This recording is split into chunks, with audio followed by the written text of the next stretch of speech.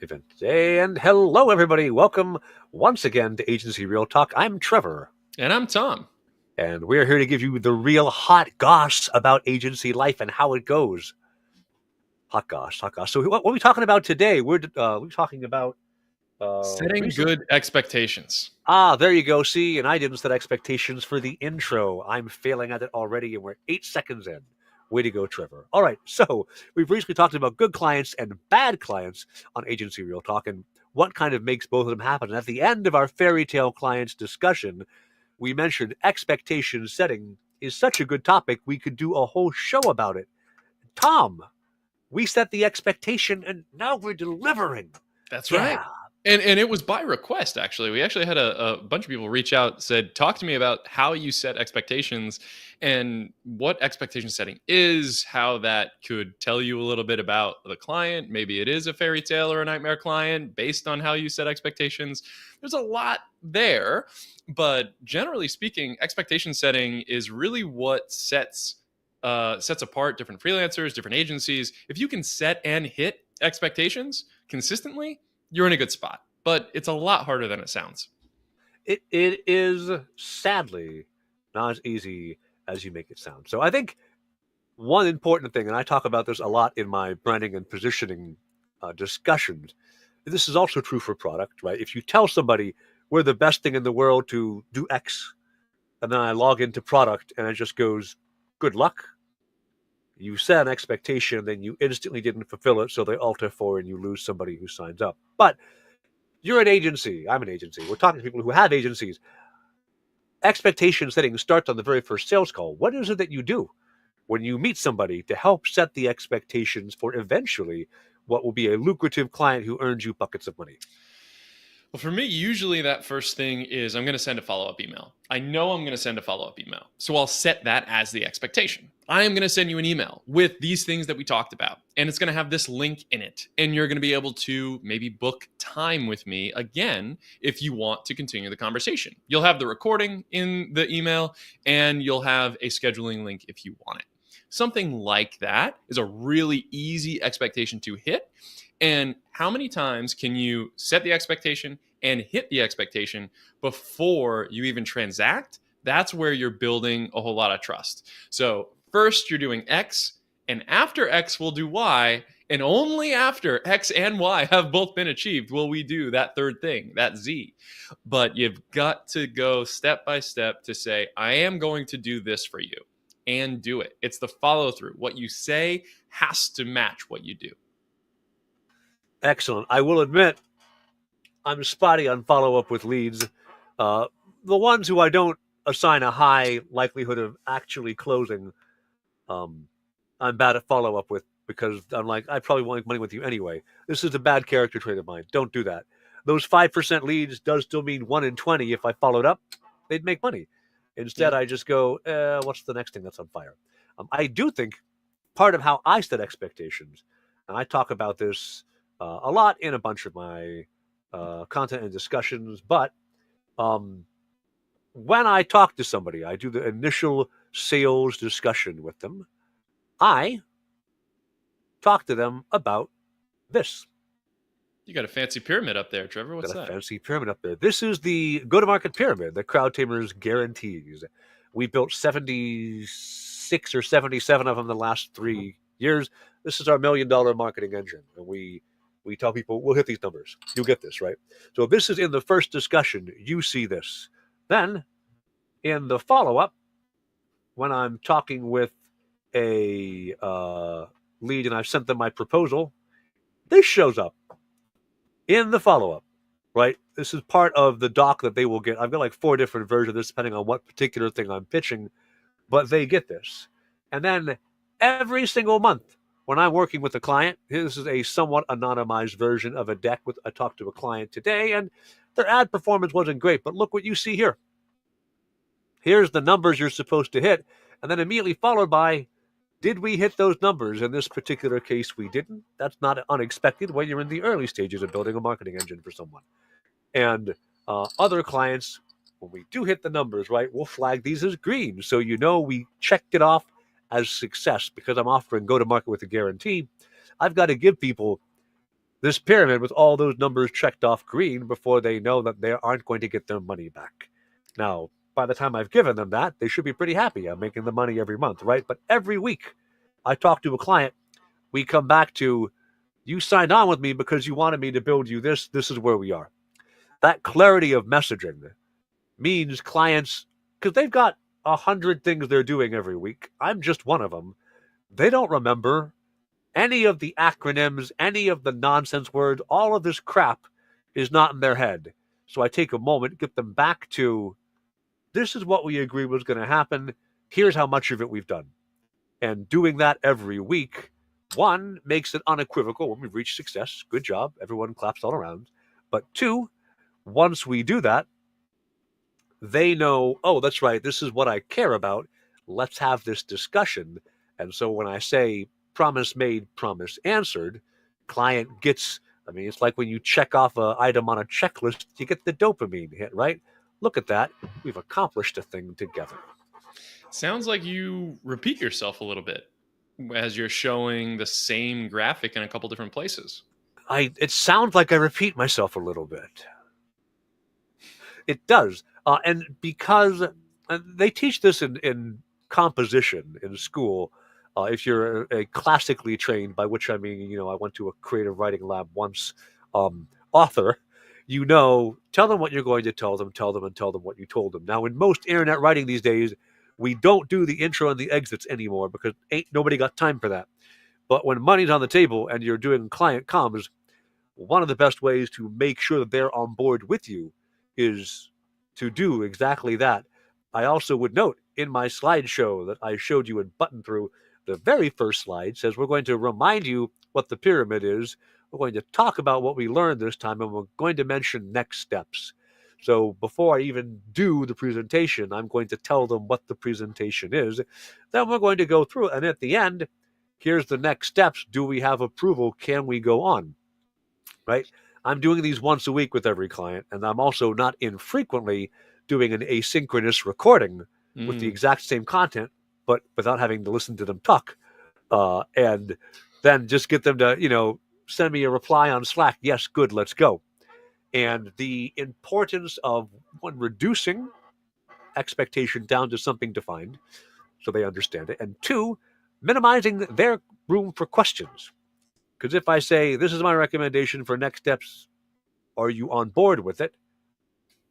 I'm not saying, hey, approve every part of this next stage in the discussion, because we're following a very regimented process that crowd tamers run. It's just, do you like the targeting?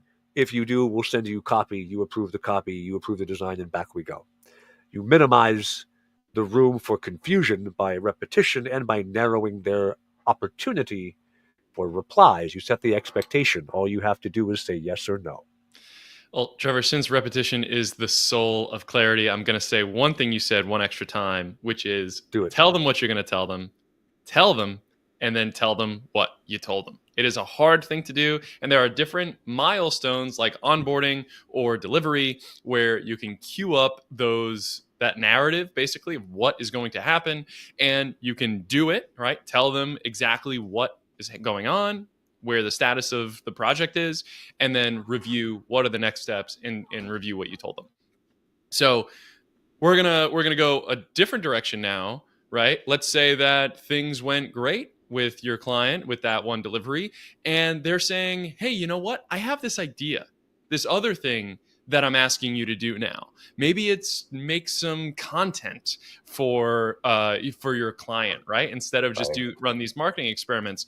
Do you say yes? And what do you say yes to? Well, I think there's a philosophical question here, right? What do you say yes to, Tom? Not a whole lot. Or generally everything, actually. Which, it depends wait, on what which stage one? of the company you're at. Hey, there you go. That's right. So I totally agree. When you're beginning, I was just advising somebody in a agency community that I'm in, maybe Monday or Friday. It doesn't matter. No one cares. But they're like, I'm new at this. I've been in corporate for 15 or 20 years. I'm making my own agency now. Here's what I do. And he gave like 35 words, and I didn't even know what they meant. And then he's like, what's your recommendation for you? My first recommendation is that should be 7 words. and you should be able to explain it to like an 8-year-old and have them get it. That's one. And two is right now, you don't honestly know if the 7 or 8 words that you pick are the right 7 or 8 words. Say yes to a bunch of stuff, see what you enjoy doing, and then start saying no to stuff. Well, what you enjoy doing that makes money. It's important to note. I enjoy freestyle gangster rap, as Tom has recently learned. Can't make much of a living on it. Not today, not today at least. But I mean, saying yes is really a mark of maturity of the organization. So if you are a new organization, it's your first year freelancing, you've never freelanced before, you're just starting to run an agency, you have a couple contractors, say yes to things. It's okay. But know that you are trying to get to a point where you say no to a lot more things than you say yes to a lot more There things. you go. Right? That is exactly it. You have a larger organization, take X-Ray, we make Future, Crowd Tamers, Switchboard. There's a lot of different agencies out there that we could mention here. They say no a lot. And we say no a lot because we know our lane. We know what we do. If you're coming to X-Ray, you're coming for a Chief Workflow Officer membership. That's what we do. You want somebody to design the way your team works, we're your team. But we're not just going to build a Zap. I was getting grilled on a call the other day. Someone said, how long does it take you to make a Zap? And I said, how long does it take you to write a novel or write a book? Could be a children's book. All the characters might not make sense, but you could write it, right? Like the questions and these types of things, you don't want to get out of your domain of expertise. Do we build Zaps all the time? Of course, but it's very intentional. That's secondary to designing the way that work is happening for individuals. Yeah. So as you get more comfortable with where you want to say more yeses and where you want to say more nos, you'll have a better understanding of where your abilities and interest map to your ability to make money at the same time. Yeah. I did have somebody a couple weeks ago who I mentioned my price and they were astounded. I don't think my prices are high, but it's like, how long does it take to build an ad campaign? And I said a decade. Because the first 9 years you're doing it, you're learning how to do it. And now, yeah, sure, I can build it in, it takes me maybe 30, 40 minutes to build, if I have everything ready, to build something in Meta and Go, right? But it took me a decade to be able to do it that way.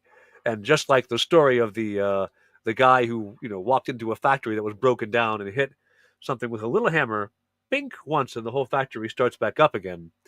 And they're like, "Well, that cost us $100,000." And they went, "You just hit this thing with a hammer. Give me an itemized invoice." And so the invoice was 25 years of learning where to hit with a hammer. 999, 99,000, whatever, a lot of nines, and then hitting with a hammer, $1, right? Yeah. You pay for that. So when you're able to say no to a lot of stuff, it's because one, you said yes to a bunch of things, and you learned what you were good at, and you got better at it, and you narrowed and narrowed and narrowed your focus until, yeah, it takes a decade to make a good advertising campaign. Yeah, but when you're saying no, though, are you just saying N-O, right? Like, is that really the right way to say no? There's two schools of this. There's the school of thought that is Tom because he's a nice person, and there's the school of thought of Trevor who's grumpy.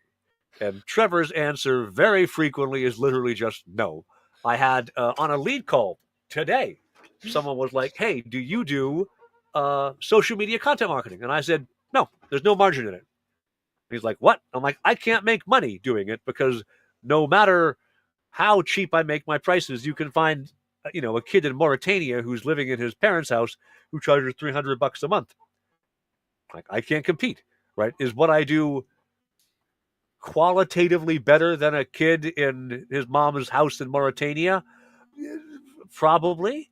But is it something I can point to and say it's X times better, so that's why you got to pay me $3,000 a month instead of $300 a month? No. So some things I just give a hard no to. There are some things where I'll go, maybe I'm not your guy. Maybe I refer you to somebody. There are a whole lot of areas where if you're like, "Hey, I need visual branding done." I know a guy. He's real good. I'll point you over to him. I need video editing done. Not me. I know a guy. I point you over there, right? Those are sensible things that I think I know people who do good work. Those are my two usual ways to handle things. It's either just nope, I don't do that, kiss off, or I can refer you to somebody. But you have some other ways you tackle these things. What do you see when a client says, "Hey, I need somebody to um, take this Airtable database of mine and reformat it so it looks pretty with the front end app"? Well, in that case, I'm saying that sounds like a good idea. Let's put it on the backlog because that's not really our focus right now because we're trying to get one W on the board at a time. Right? A lot of times in our business, we get people that just get flooded with ideas because they see the dots start to connect and they say, "Oh, we want this and this and this and this," and the real work is no comma, not right now. Right? It's saying yes, which is different than saying flat no and different than saying yes. No, not right now is sort of kicking the can, putting it on the backlog, waiting until it actually makes sense to do that thing. Right? Because if you're building automations in one area of the business and the sales team, you're not going to all of a sudden drop all that to do something for HR, unless, yeah, of course, the business dictates it and it's a real emergency in that type of scenario. I can't really think of one off the top of my head, but still, the point being, like, there's ways to both accept and reject a request and really defer it until it's appropriately timed. The other thing that you mentioned, Trevor, of being able to refer somebody to a video editor, a copywriter, a content person, like, there's other people running freelancers and running their freelancing agency or consulting gig in a different vertical than you, and they're at the same stage but just in a different vertical, and you have an opportunity to, like, make friends with those types of people and be able to refer back and forth because it's going to be beneficial for you to specialize. So saying, "Hey, that's a great idea, client, you know I would love to help you, I don't know, Do make whatever dumb idea you have. I mean, do something else that I'm not going to do, right? Please yeah. let me refer you to someone." Like, I'm flattered that you think that I could handle all of these other things, building your website and hooking up all these other systems. I'm flattered, but there's a person that that is better than me at this particular thing. Please let me introduce you to Don. Let me introduce you to this person or that person. It's going to keep your relationship a lot cleaner. And back to our first point of, like, telling them what you're going to do, telling them what you're going to tell them, it lets you get through that cycle. Because by the time you're telling them, "Hey, I'm generating results," they already have an idea and they're asking you for the next thing. And if you say yes to that next thing, then you really only get 2/3 of the way there, right? You're telling them what you're going to do, you did it, and then they give you a new thing and you're back at the beginning, and you never close the loop on that to say, "Great, and we've delivered this thing. I'm This is so what it was," bad at that. I'm right? so bad at the victory lap, but it's really important to client retention. And I tend to be very like, I solved the problem, good for frickin' me, on to the next one. And it is really important to say to a client, like, "Look, we said we do this, we did it. Is it what you wanted? Is it excellent? Can I get a testimonial? Let's go." Right? Like, And a referral. that's so crucial. I'm Yeah. crap at it. That's so Yeah. crucial.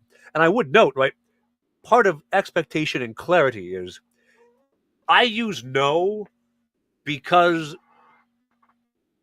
I find if I say I could, but maybe not now, the client then thinks, I'll.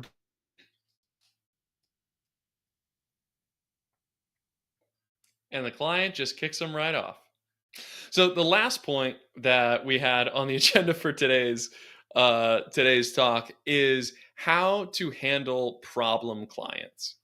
And specifically, back to the sales structure of what it is you're even offering to begin with.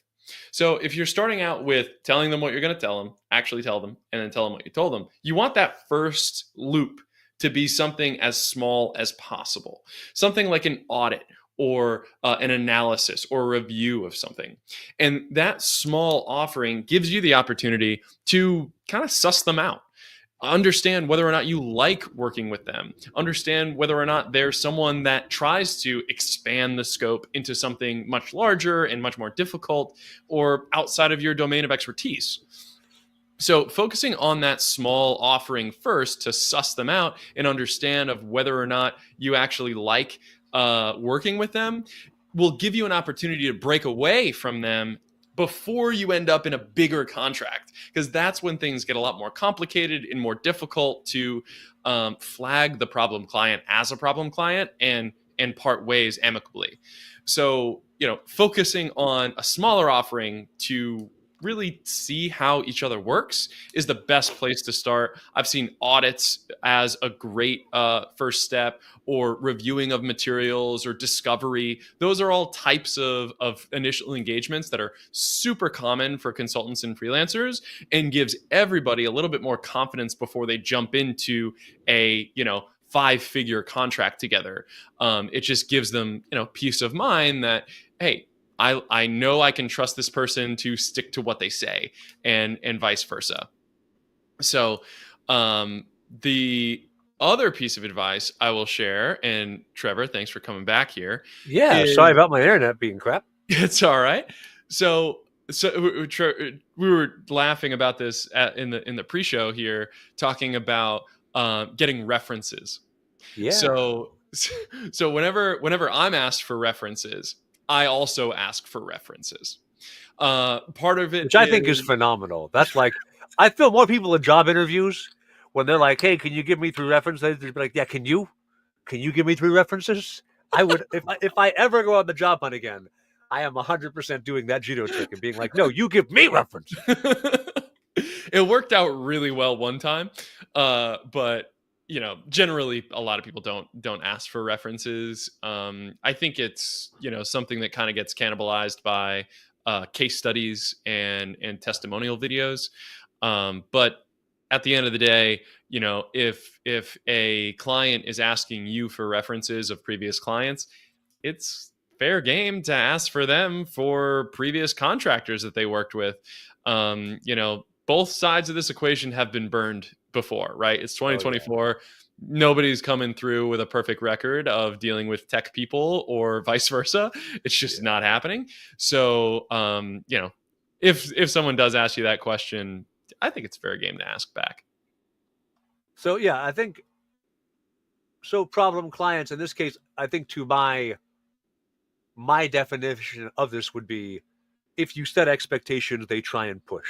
We've all had that client, right? The one who you say, I will do X, and they will say, well, could you also do X plus one? And because we're people, right? When you're in the agency business, most of us are, I'm not people. Most agency owners are people, right? You want to be nice and get along. So you say, okay, normally we wouldn't, but fine, I'll do it. And then before you know it, that's part of the SOP for delivery to this client, this thing that you didn't use to, and they add another thing, and then they push another and another and another. And before you know it, you're like, this client's a money pit because they've got 30 or 40 or 100% more work than what's agreed to, because they kept pushing to go a little further than we normally would. And so we said yes. And so expectation setting is your best defense against that, right? You don't have to have a contract with crazy rules or regulations. I used to have like a 9.5 page insane contract because my dad's a lawyer and he wrote it and whatever. My contract these days is about 800 words. It's much shorter. And what I'm using to enforce sensible regulation on a client is, if they go, hey, can you do this extra thing? Either, right, the clarity of communication, the expectation setting matters. Yes, just this once, and then stick with it. The same how with my kids. Hey, can I stay up late and read a book tonight? Yes, just this once. And then tomorrow when they go, you said last night, you said I could. And I'm like, yes, but I said yes, just this once. And they go, oh, I'll have to try again. Maybe in 2 or 3 days, Dad will give in. Um, or, yes, this is a new change, and then it's going to have a cost associated with it. Or, I really don't think it's something that we're a good fit for you. Let's figure out some other way that you can have the thing you want done.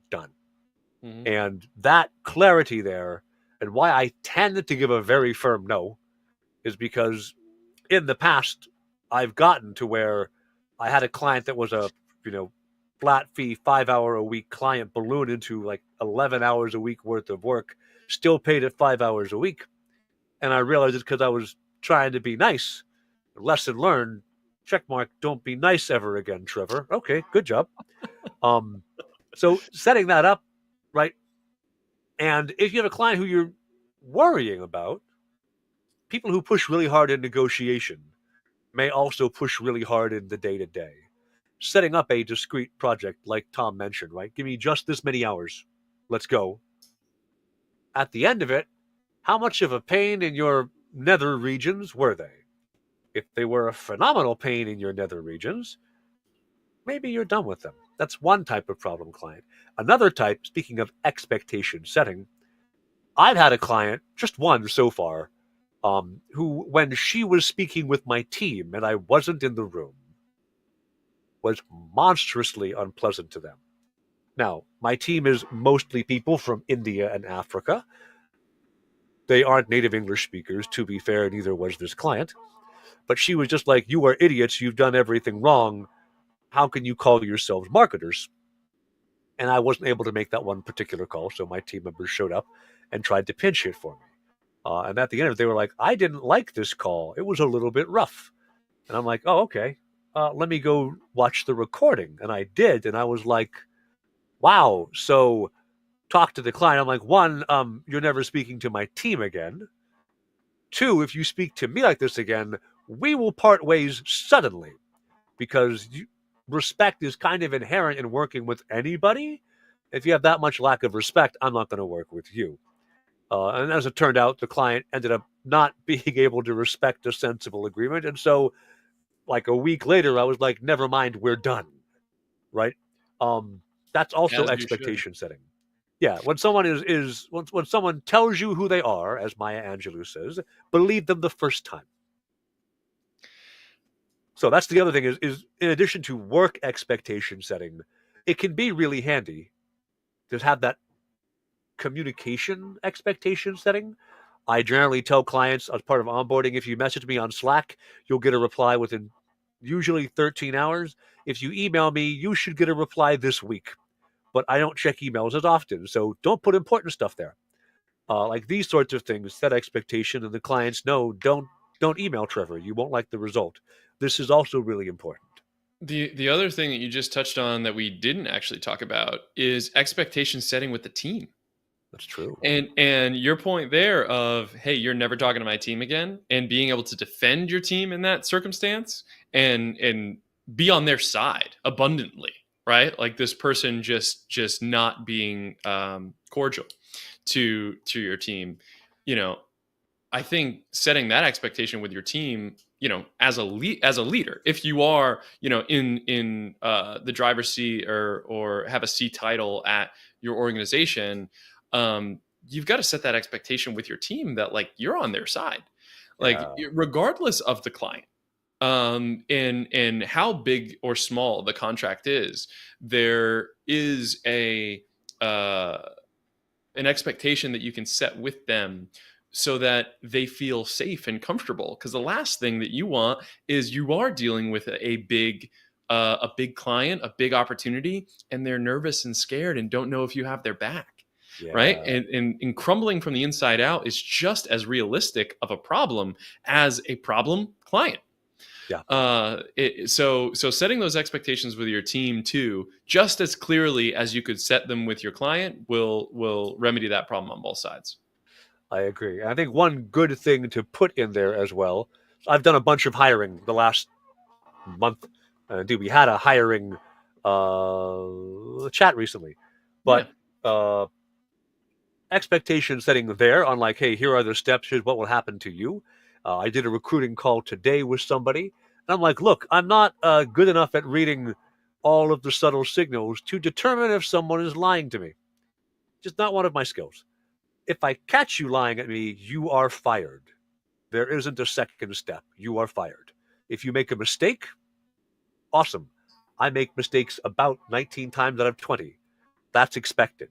If you hide it, if you lie to me about it, any of these things, I've caught you this time, and I don't know how many other times I haven't. You're gone, right? Mhm. And in the company, all of us in the company, we make mistakes. We own up to them. repercussions if you make a mistake, particularly once, is just, wow, that sucked. If Don't you make make that a mistake mistake, again. yeah. Ideally, don't do it again. If you do it 2 or Yeah. 3 times, it becomes, why is this continuing to happen? What do we do to fix it? But like that expectation also means in my team, everybody knows, own up to your mistakes, be honest with Trevor, and not really much in the way of repercussion. I've never fired somebody yet at Crowd Tamers, even if they made a mistake more than once. I did fire somebody because he lied to me about how much he was working for me and what he was doing. And when I caught him, I'm like, go today. I'll pay you through the end of the month, but I would like to never see your face again. I had a similar scenario where the expectation, this was pre 2020, so work from home was, not common, Yeah. and this person, worked for us, and then moved out of state.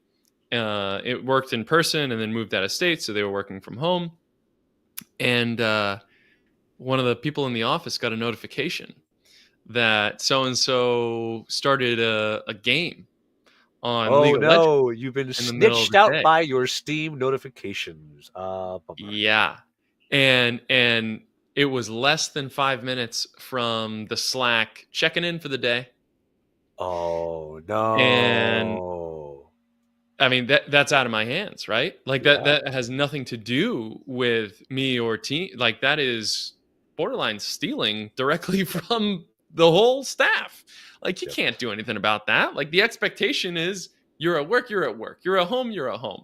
But if Yeah. you're gonna play video games at 10 o'clock in the morning for hours on end, according to, Steam logs, Steam logs. tough Wow. luck. Like we can't Yeah. do that. That's not the way an Yeah. organization can run. Um, maybe it's on me for not making that abundantly clear that was my expectation. That work No. happens during work hours. No. Okay, No one's but going to be like, I wasn't supposed to play League of Legends after I logged in for the workday? No one told me. it happened. Uh, it happened. But yeah, expectation setting internally and externally, Every which massively way. important things. Massively important. I do have, as part of Crowd Tamers, we have a company guide. We set out kind of the steps of what working here aspirationally is like. Is it always that way? No, but we try to make it so. With my new hires who I'm onboarding, they got like their first 4 weeks worth of, here's all your deliverables, what they're going to be for 4 weeks. What the onboarding is, here's the skills you're going to acquire. Like every step along the way with clients and with employees, right? You set the expectation, you deliver to them, you remind them that they got the thing that they said they would get, and just everyone then begins to have a level of trust.